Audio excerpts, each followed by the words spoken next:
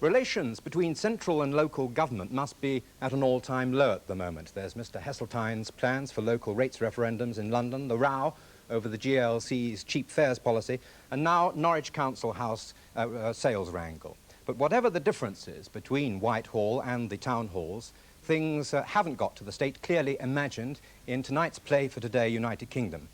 The play is set in the fictional northeast town of Team Valley, where the Labour Council refuses to implement spending cuts and the police are drafted in to enforce government policy. The play is the work of author Jim Allen, who's been responsible for some pretty controversial work for television in the past. His series on the rise of the Labour movement, Days of Hope, drew the criticism that it muddled fact and fiction and presented a false historical picture.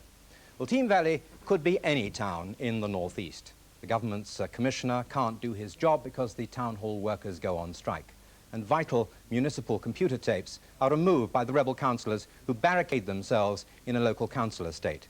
As civil disorder threatens, the local chief constable decides to take action. Now, Don, you've got a right little nest of vipers down your road, haven't you? Oh, I did warn you, sir, that feelings were very high on the estate. I think you've been a bit heavy-handed. Well, it's not a race riot, is it? Isn't it? They're not the same race as me, son. There'll be no no-go areas round here. Those people are breaking the law and I'm not allowing it. Well, I think they're very sincere people. They feel they've got a grievance. Yeah, and as such, that makes them easy meat for extremists, doesn't it? They love a confrontation, that lot. Now, I'm going to stop this thing before it gets started. I'll see you back at the briefing. Yes, sir. Jim Allen, do you see your play as a piece of political prophecy? Do you actually see that sort of situation developing on our streets? It's possible. The anger is there, the desperation is there, the despair is there. Whether the leadership is there, as depicted in the play, is another question. One television writer today has described your play as a blueprint for revolution. What's your reaction to that?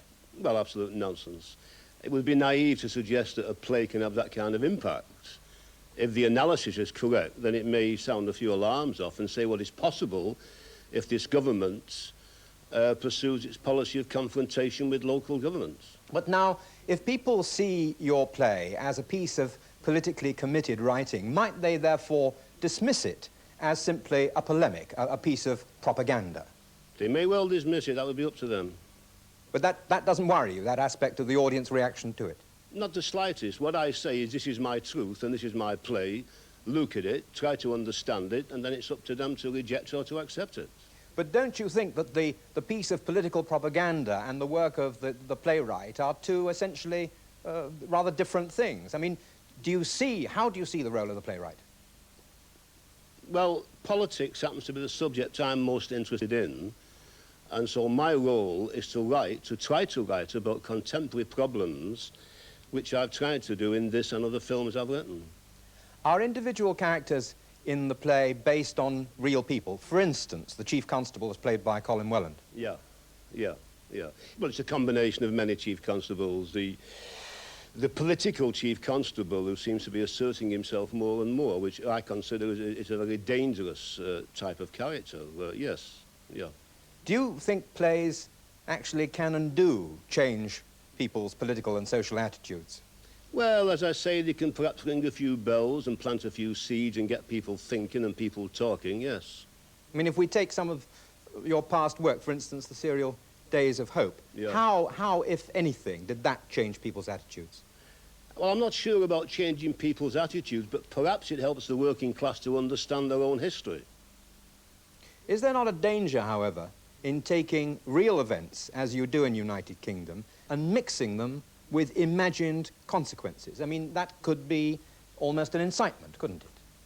Yes, well, you see, imagined, you know, Clay Cross happened 10 years ago, and the essential ingredients of Clay Cross are very similar to the situation which I've written about in United Kingdom.